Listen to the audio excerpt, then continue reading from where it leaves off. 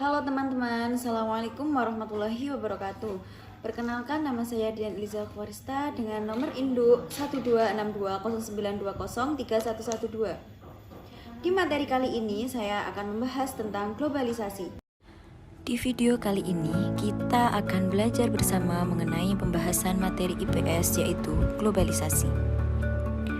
Sebelum kita masuk di dalam pembahasan, terlebih dahulu kita mengetahui tujuan dari pembelajaran globalisasi. Yang pertama, mengetahui pengertian dari globalisasi. Yang kedua, mengetahui bentuk-bentuk globalisasi. Yang ketiga, mengetahui faktor penyebab globalisasi. Yang keempat, mengetahui dampak-dampak globalisasi. Poin yang pertama yaitu pengertian globalisasi. Sebelum memulai materi globalisasi, apa sih pengertian globalisasi itu? Globalisasi menurut bahasa berasal dari kata globe yang artinya dunia. Maka dapat disimpulkan globalisasi memiliki arti yaitu mendunia. Sedangkan menurut istilah, globalisasi adalah proses suatu informasi, pemikiran, gaya hidup, dan ilmu pengetahuan yang mendunia. Selanjutnya, yaitu bentuk-bentuk globalisasi. Yang pertama, globalisasi di bidang budaya. Budaya melibatkan pembentukan norma dan pengetahuan bersama yang sesuai dengan identitas budaya mereka, baik individu atau kelompok. Globalisasi budaya terus meningkatkan keterkaitan penduduk dan kebudayaan di dunia. Yang kedua, globalisasi di bidang komunikasi. Di era globalisasi, memunculkan tatanan kehidupan baru dengan menyingkirkan batas-batas geografis, ekonomi, dan budaya masyarakat. Tidak heran bila globalisasi berjalan dengan cepat sejalan dengan perkembangan teknologi komunikasi modern yang mulai bermunculan seperti portable, radio, televisi satelit, dan internet. Yang ketiga, globalisasi di bidang ekonomi. Globalisasi di bidang sektor ekonomi kekinian muncul karena cepatnya perkembangan informasi pada semua aktivitas yang bersifat produksi, pemasaran, sains, dan teknologi. Adanya perusahaan global yang melebarkan sayapnya ke seluruh dunia tentu saja menjadi angin segar perekonomian terutama bagi negara-negara berkembang. Yang keempat, globalisasi di bidang iptek. Di era globalisasi seperti sekarang ini, kemajuan teknologi adalah pendorong utama meningkatkan pendapatan dan standar hidup bagi masyarakat dimanapun berada. Seiring berkembangnya teknologi di dunia saat ini, ada banyak hal yang mempengaruhi oleh teknologi dan memberikan dampak positif maupun negatif. Yang kelima, globalisasi di bidang transportasi. Contoh pengaruh globalisasi di bidang transportasi, teknologi transportasi yang semakin canggih ini membuat proses perpindahan orang dari negara ke negara lain semakin mudah. Modernisasi sektor transportasi seperti dimulai dari penemuan kapal uap, mobil, hingga pesawat telah membuat negara-negara di dunia semakin mudah.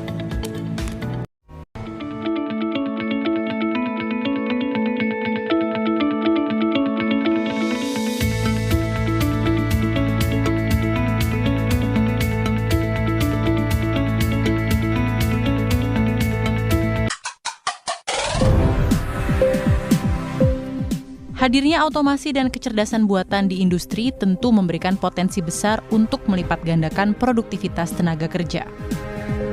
Berbagai perusahaan besar dunia bahkan telah menggunakan robot dan kecerdasan buatan sebagai pekerja di lini produksinya.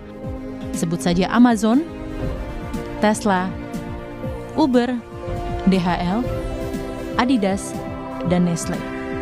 Di Indonesia, operasional pabrik Suzuki Cikarang telah menggunakan teknologi robotik. Indonesia saat ini tengah menikmati periode bonus demografi berkat banyaknya populasi penduduk dalam rentang produktif. booming ketersediaan tenaga kerja yang bersamaan dengan era revolusi industri 4 akan menjadi ancaman nyata bagi low skill workers atau profesi dengan jenis pekerjaan yang repetitif, karena dapat dengan mudahnya tergantikan oleh mesin, robot, dan kecerdasan buatan. Selanjutnya yaitu dampak globalisasi. Ada dampak positif dan negatif. Dampak positif yang pertama, perubahan tata nilai dan sikap. Globalisasi juga mendukung meningkatnya ajaran mengenai tata nilai sosial budaya, cara hidup, pola pikir yang baik, dan iptek. Yang kedua, berkembangnya ilmu pengetahuan teknologi. Dengan berkembangnya ilmu pengetahuan dan teknologi, masyarakat menjadi lebih mudah dalam beraktivitas dan mendorong untuk berpikir lebih maju. Yang ketiga, meningkatnya taraf hidup. Dibukanya industri dan alat komunikasi transportasi yang canggih merupakan salah satu usaha untuk mengurangi pengangguran dan meningkatnya taraf hidup masyarakat. Yang keempat, perluasan peluang pasar perdagangan luar negeri. Globalisasi di bidang ekonomi sektor perdagangan memberi peluang kepada Indonesia untuk ikut bersaing kepada perdagangan luar negeri, terutama hasil pertanian, hasil laut, tekstil, dan bahan tambang. Selanjutnya yaitu dampak negatif. Yang pertama, gaya hidup western. Masuknya nilai-nilai bangsa barat yang banyak ditiru oleh masyarakat. Yang kedua, individualisme. Kemudahan yang ditawarkan teknologi di satu sisi dapat membuat orang merasa tidak lagi butuh orang lain dalam beraktivitas dan lupa bahwa manusia adalah makhluk sosial. Sikap ini sangat beresiko mengurangi gotong royong, solidaritas, kepedulian, dan ketidaksetiakawanan. Yang ketiga, kriminalitas. Kriminalitas yang semakin merajalela adalah dampak lanjutan dari segala macam sosial yang muncul di masyarakat. Kriminalitas terjadi juga sebagai akibat dari kehidupan pada era globalisasi yang mengalami demokratisasi. Yang keempat, adanya sikap yang mementingkan kehidupan duniawi dan mengabaikan nilai moral dan agama. Yang kelima, kesenjangan sosial. Arus globalisasi yang hanya diikuti oleh sebagian kecil individu di lingkungan masyarakat, di satu sisi memperdalam jurang pemisah dan kesenjangan sosial jika tidak dijembatani sikap dan sosial. Yang keenam, kenakalan remaja. Vandalisme dan tawuran merupakan salah satu gejala kenakalan remaja yang banyak ditemukan di sekitar lingkungan. Hal ini sebagai bentuk dari makin memudarnya nilai budaya bangsa dan budaya. Melalui interaksi dengan berbagai masyarakat lain, bangsa Indonesia telah masuk ke dalam era globalisasi. Oleh karena itu, globalisasi bukan hanya soal ekonomi, tetapi juga terkait dengan masalah atau isu makna budaya, di mana nilai dan makna yang melekat di dalamnya masih tetap berarti. Namun, globalisasi kini mampu menggeser nilai-nilai budaya di Indonesia. Globalisasi dapat merubah perilaku masyarakat karena pertukaran informasi dari luar. Budaya dapat diartikan sebagai nilai-nilai yang dianut oleh masyarakat ataupun persepsi yang dimiliki oleh warga masyarakat terhadap berbagai hal. Nilai-nilai maupun persepsi sangat berkaitan dengan aspek-aspek kejiwaan atau psikologis, yaitu apa yang terdapat dalam alam pikiran. Globalisasi, kata yang tidak asing bagi kita, bahwa globalisasi membuat dunia terasa tidak berjarak, pertukaran informasi terjadi sangat cepat dan cara kita memandang dunia ini lebih jauh dan terbuka. Banyak beberapa dampak negatif yang terjadi akibat globalisasi. Di samping itu, masih ada beberapa yang mungkin tidak kita sadari, seperti diskriminalisasi suku, bangsa, sikap toleran, maraknya individualisme, penyalahgunaan sosial media, dan masih banyak lagi. Kemunculan globalisasi sudah ada sejak manusia mengenal perdagangan internasional sejak tahun 1000 hingga 1500 sebelum Masehi.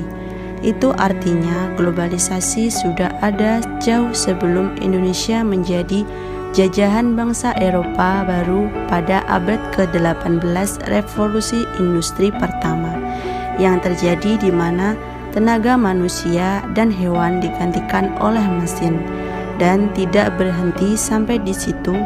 Tidak terasa revolusi industri kini sudah berada di tahap keempat. Kita tahu tidak semua berdampak baik, lalu apa dampak buruk dari globalisasi ini bagi bangsa kita, terutama di bidang sosial?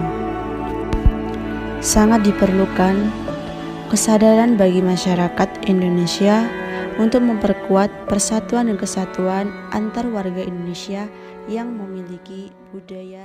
Selanjutnya yaitu upaya dalam menghadapi globalisasi. Yang pertama, mencintai produk dalam negeri. Yang kedua, menjaga keberadaan alat transportasi lokal. Yang ketiga, memanfaatkan alat komunikasi dalam kemajuan masa depan dan tidak menyalahgunakan. Yang keempat, mendorong munculnya produk-produk kreatif dan inovatif dari masyarakat Indonesia. Yang kelima, memperkuat kesatuan dan persatuan antar warga Indonesia yang memiliki budaya beragam. Selanjutnya, apakah teman-teman sudah mengetahui bahwa 2021 telah launching aplikasi Satria? Aplikasi Satria hadir sebagai perangkat pengaman password utama untuk mendukung transformasi digital. Di Indonesia juga menanamkan modal asing mencapai sekitar 7,6 miliar dolar Amerika Serikat pada kuartal pertama 2021 dan meningkat lagi 2021 menjadi 7,99 miliar Amerika Serikat. Pada tahun 2021, Menteri Hubungan menyatakan deskripsi teknologi sektor transformasi bukanlah ancaman, salah satunya dengan kehadiran transportasi online. Hal ini untuk memperkuat kesatuan Indonesia sehingga mendorong perekonomian di suatu daerah. Keberadaan moda transportasi berbasis aplikasi saat ini semakin diminati warga. Selain murah dan efisien, taksi online bisa mengantar ke berbagai lokasi dengan nyaman. Namun keberadaan taksi online menimbulkan gesekan dengan para penyedia jasa angkutan konvensional. Pemerintah melalui Menteri Perhubungan Budi Karya Sumadi telah mengeluarkan peraturan terkait penyelenggaraan taksi daring berbasis aplikasi melalui revisi Peraturan Menteri Nomor 26 Tahun 2017. Taksi online saat ini sudah banyak memberikan manfaat bagi masyarakat dan juga memberikan lapangan pekerjaan. Masyarakat bebas memilih moda transportasi yang aman dan nyaman sesuai hak asasi konsumen. Menurutnya, pemerintah harus mengeluarkan regulasi yang melibatkan perwakilan konsumen agar memberikan solusi yang menguntungkan semua pihak, termasuk konsumen. Selain keberadaan taksi online saat ini sudah banyak memberikan manfaat bagi masyarakat dan juga memberikan lapangan pekerjaan. Masyarakat bebas memilih moda transportasi yang aman dan nyaman sesuai hak asasi konsumen. Menurutnya, pemerintah harus mengeluarkan regulasi yang melibatkan perwakilan konsumen agar memberikan solusi yang menguntungkan semua pihak, termasuk konsumen. Sekian dari saya, apabila ada kurang lebihnya saya mohon maaf. Wassalamualaikum warahmatullahi wabarakatuh.